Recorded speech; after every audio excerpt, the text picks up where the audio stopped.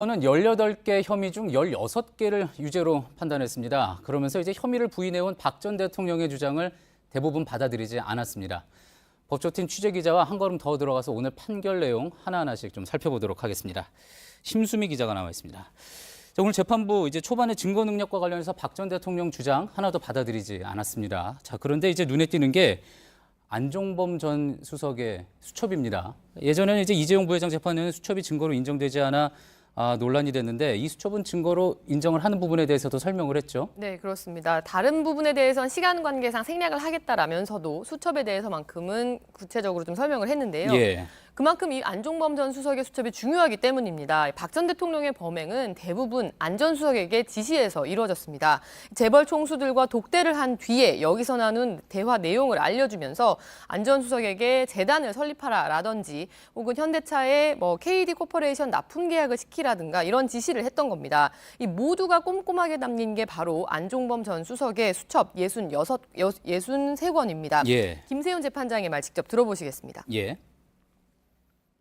피고인이 단독 면담 후 안종범에게 면담에서 이 대화 내용을 불러주어서 수첩에 받아 적어두었다는 사실은 개별 면담자 사이에 어떤 대화가 있었는지 추측할 수 있는 간접 사실에 해당하고, 이로써 현재까지 진행된 국정농단 사건 재판부 가운데 안 전 수석의 수첩을 증거로 인정하지 않은 곳은 이재용 부회장의 항소심이 유일해졌습니다. 예. 그러니까 앞서 1심에서도 인정을 했었고 네. 그리고 이제 최순실 재판에서도 인정을 했었다는 그렇습니다. 이야기군요. 네. 예. 자, 그렇군요. 한 가지 특이한 점, 또 이제 대통령의 권한을 함부로 행사한 이른바 강요와 직권남용에 대한 공소 사실이요.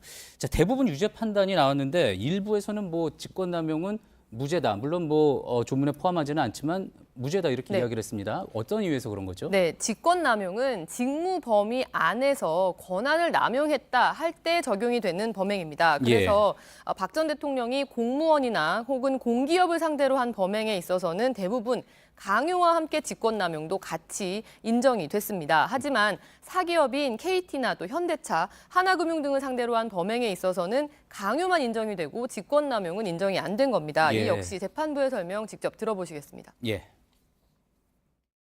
아무리 대통령이나 경제수석이라 하더라도 민간 회사에 광고 발주를 지시할 권한이 있다고 볼 수는 없습니다. 따라서 이 부분 직권남용의 점은 무죄로 판단합니다. 다만 이 부분 강요죄를 유죄로 인정하는 이상 따로 주문해서 무죄를 선고하지는 않겠습니다. 예, 그러니까 공무원을 대상으로 했느냐, 일반 사기업을 대상으로 했느냐에 따라서 차이가 발생한 네. 거겠군요. 자, 그런데 이제 또 다른 공무원을 상대로 한 범행, 대표적인 게 이제 문학의 블랙리스트 아니겠습니까? 자, 이 부분에 대해서 이제 문체부 실국장에 대해서 사직을 물러나라 이렇게 강요를 한 부분인 건데 이 부분에 대해서는 모두 유죄가 인정이 됐습니다. 네, 사실 이 부분은 공범인 김기춘 전 비서실장이 1심에서 징역 3년, 2심에서도 징역 4년을 선고받으면서 유죄 판단이 강력하게 예상이 된 부분입니다. 예. 재판부는 상당히 구체적으로 유죄 판단의 근거를 설명을 했는데요. 이념이 다르다고 배제하는 건 헌법에 반하고 위헌위법한 조치다. 그리고 사직서 제출 요구는 객관적이고 합리적인 사유 없이 블랙리스트의 소극적인 이유였다. 이렇게 말을 했습니다. 특히 참 나쁜 사람이라고 박 전 대통령이 직접 언급한 것으로 알려진 노태강 전 문체부 체육국장 사직 강요도 유죄 판단이 났는데요. 예. 재판부는 이 같은 노태강 씨의 사례가 있었던 만큼 청와대에 밑보이면 문체부 전체가 힘들어질 수 있다는 생각에 1급 공무원 3명이 사직서를 어쩔 수 없이 낸 사실도 인정된다 이렇게 설명을 했습니다. 예, 그렇군요.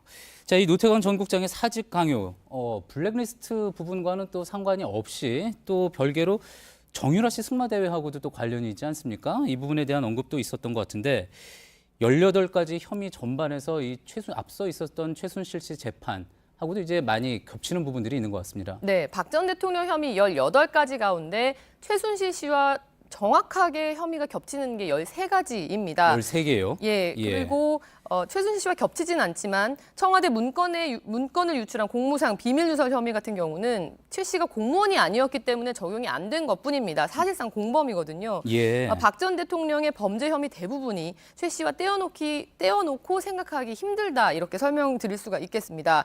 국민은 박근혜라는 사람을 대통령으로 선출했는데 그 권한과 책임을 국민의 허락 없이 최순실이라는 사람과 나눠 가진 데 대해서 재판부도 중형을 선고할 수밖에 없는 이유라고 설명했습니다. 나라의 주인인 국민으로부터 부여받은 권한을 함부로 남용해서 국정을 혼란에 빠뜨리는 그런 불행한 일이 반복되지 않도록 하기 위해서라도 피고인에게는 그 범죄 사실에 상응하는 엄중한 책임을 묻지 않을 수 없습니다. 박 전 대통령에게 최순실 씨보다 4년 더 많은 24년형을 선고한 것 역시 이 같은 맥락에서 더 큰 책임을 지운 것이라는 분석이 나옵니다. 그렇군요. 앞서 이제 심수미 기자가 얘기한 청와대 문건을 유출한 공무상 비밀 누설 혐의 이 부분도 언급을 했는데 이 부분에도 중요한 의미가 있을 것 같아서 저희가 또 잠시 후 이 부분에 대해서는 집중적으로 한번 다뤄보도록 하겠습니다. 심수미 기자 수고했습니다.